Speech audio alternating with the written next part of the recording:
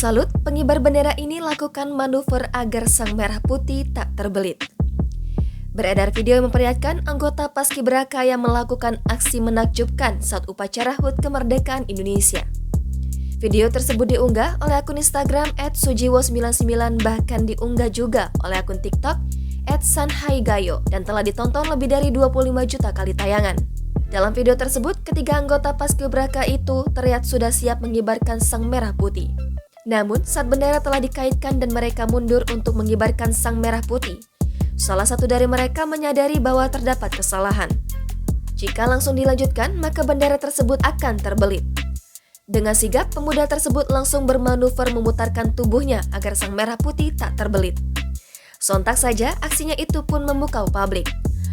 Walau kejadian itu tergolong insiden, namun anggota Paskibraka tersebut luar biasa tanggap dan tak gugup. Diketahui kejadian tersebut terjadi di kantor Bupati Kuburaya, Kalimantan Barat. Dalam deskripsi unggahan pun disebutkan nama anggota Paskibraka tersebut yaitu M. Tegar Vanessa, yang merupakan santri pondok pesantren Khulaufur Rasyidin.